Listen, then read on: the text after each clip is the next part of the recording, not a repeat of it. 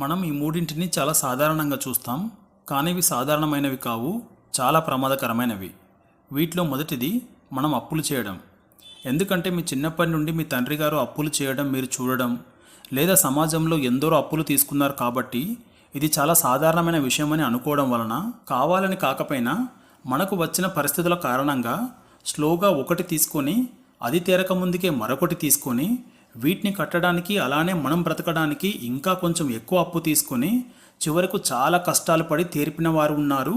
తీర్చలేక ఉన్న కొద్దిపాటి బంగారం, భూమి, ఉన్న ఇల్లు కూడా అమ్ముకున్న వారు ఉన్నారు. మనం అప్పు తీసుకునే ముందు లేదా క్రెడిట్ కార్డ్స్ తీసుకునే ముందు చాలా జాగ్రత్తగా ఈ డబ్బును వాడి తిరిగి కట్టాలని అనుకుంటాం. కానీ డబ్బు మనకు కష్టపడకుండానే ఒకేసారి వస్తుంది. సో మనకు సడన్గా వచ్చే ఖర్చుల వలన ఈ డబ్బు అందుబాటులో ఉండడం వలన చాలా ఈజీగా ఖర్చు పెడతాం. తర్వాత మనం అనుకున్నట్లు తీర్చలేకపోతాం. మనం ఇక్కడ ఒకటి అర్థం చేసుకోవాలి, రేపు మనకు ఏం జరుగుతుందో తెలియదు. అంటే మనం పని చేయలేకపోవచ్చు, పని దొరకకపోవచ్చు, పని మానేయాల్సి రావచ్చు, లేదా పనిలో నుండి తీసేయవచ్చు. ఇక్కడ ఒక ప్రభుత్వ ఉద్యోగానికి తప్ప ఏ రకమైన పనులకు ఇంత ఆదాయం గ్యారంటీగా వస్తుందని చెప్పలేం. సో అందుకే చాలామంది అప్పులు తీర్చలేకపోతారు. ఎవరైనా సోషల్ మీడియాలో అప్పులు తీసుకుని ధనవంతులం కావచ్చు, అలాగే క్రెడిట్ కార్డ్ యూజ్ చేస్తూ సంపాదించవచ్చు అని చెప్పేవారి మాటలను నమ్మకండి.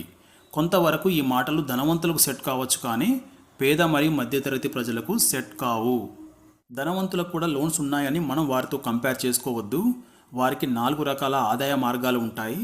అలాగే డబ్బులు ఉండి కూడా లోన్స్ తీసుకుంటారు. ఈ అప్పుల వలన మనం ఆర్థికంగా నష్టపోతాం మరియు మానసికంగా ఒత్తిడిని భరించాల్సి ఉంటుంది. సో ఫైనల్గా నాకు అర్థమైంది ఏంటంటే, అప్పులు మరియు క్రెడిట్ కార్డ్స్ లేనివారు వాటి జోలికి వెళ్ళకండి. ఉన్నవారు కొంత సమయం తీసుకున్నా వాటి నుంచి బయటపడమే మంచిది. మనకు వెంటబడి మరీ లోన్స్ మరియు క్రెడిట్ కార్డ్స్ ఇస్తున్నారంటేనే మనం అర్థం చేసుకోవాలి అవి ఎంత ప్రమాదకరమైనవని. ఈ ప్రపంచంలో మనకు ఎన్నో లాభాలు కలగాలని ఎవ్వరూ ఫ్రీగా డబ్బులు ఇవ్వరు.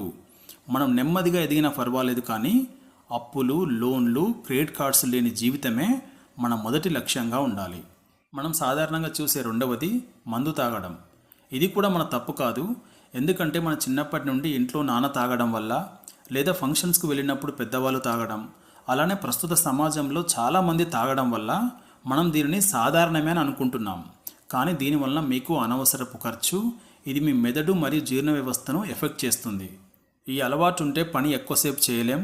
పని బంద్ చేసి మరీ తాగుతాం. తాగడానికి ఫ్రెండ్స్తో బయటకు వెళ్ళినప్పుడు అక్కడ గొడవలు పెట్టుకుంటాం. నిర్ణయాలు సరిగా తీసుకోలేరు. ప్రశాంతమైన నిద్ర ఉండదు. ఎమోషన్స్ని సరిగా కంట్రోల్ చేసుకోలేరు. ఊరికే చిరాకు పడతాం. మళ్ళీ నెక్స్ట్ ఎప్పుడు తాగుదామా అని ఆలోచిస్తాం. ఇలా మనకు తెలియకుండానే మనం దీని ఉచ్చులో పడతాం. మొదట్లో మనం కంట్రోల్గా ఉన్నా కొన్ని రోజుల్లో అది మిమ్మల్ని కంట్రోల్లోకి తీసుకుంటుంది. మనం తాగొద్దని అనుకున్నా తాగుతూ తర్వాత బాధపడుతూ బ్రతకాల్సి వస్తుంది. ఈ అలవాటు మీరు మానుకుంటే శారీరకంగా, మానసికంగా మరియు ఆర్థికంగా లాభం జరుగుతుంది. మీరు మందు మానేయడానికి 1 సంవత్సరం టైం పడుతుంది. మొదట 21 రోజులు, తర్వాత నెల, తర్వాత 3, 6, 9 నెలలు తాగకుండా ఉండి సెలబ్రేట్ చేసుకోండి. మొదటి 3 నెలలు కొంత ఇబ్బంది అనిపిస్తుంది. తర్వాత మీలో జరిగే మార్పులు చూసుకున్నాక 1 సంవత్సరం తర్వాత మీకు మళ్ళీ దానిని ముట్టుకోవాలనిపించదు. మనం సాధారణంగా చూసే మూడవది బరువు ఉండాల్సిన దానికంటే ఎక్కువ ఉండి పొట్ట రావడం. మనం 18 సంవత్సరాల వరకు ఎలా ఉన్నామో, అంటే అప్పుడు కూడా మనం ఎక్కువ బరువు మరియు పొట్ట ఉందంటే అది మనకు వంశపారపర్యంగా వచ్చిందని అర్థం. ఇలా ఉంటే ఇంకా దీనికంటే మీరు బరువు పెరగకూడదు, వీలైతే కొంచెం తగ్గించుకోవాలి. కానీ కొందరు మధ్యలో బరువు పెరిగి పొట్ట వస్తుంది. ఇది మాత్రం అస్సలు మంచిది కాదు. అధిక బరువు వలన షుగర్, హై బీపీ వచ్చే అవకాశం ఉంటుంది. అలాగే రక్తంలో చెడు కొలెస్ట్రాల్ పెరుగుతుంది. పొట్ట రావడం వలన బ్యాక్ పెయిన్ వచ్చే అవకాశం ఉంటుంది. మనం కాన్ఫిడెన్స్ని కోల్పోతాం. బాడీ ఫ్లెక్సిబిలిటీని కోల్పోతుంది. గురక కూడా వస్తుంది. మోకాళ్ళపై మరియు పాదాలపై అధిక బరువు పడుతుంది. అధిక బరువు నార్మల్ కాదు. ఇది మనకు ఎన్నో ఇతర రకాల వ్యాధులను తీసుకువచ్చే మొదటి వ్యాధి. వీలైతే వేయింగ్ మెషిన్, అంటే బరువు కొలుచుకునే ఒక మెషిన్ని కొనుక్కోండి. మనం ఏ వయసులో ఉన్నా ఫిట్గానే ఉంటే మీకు మీరు చాలా కాన్ఫిడెంట్గా ఉంటారు మరియు చూడడానికి మంచిగా కనిపిస్తారు. మీకు కాంటెంట్ నచ్చినట్లయితే వీడియోని లైక్ చేసి, ఇది ఎవరికైతే ఉపయోగపడుతుందో వారికి షేర్ చేసి ఛానల్ని సబ్స్క్రైబ్ చేసుకోండి. Thank you.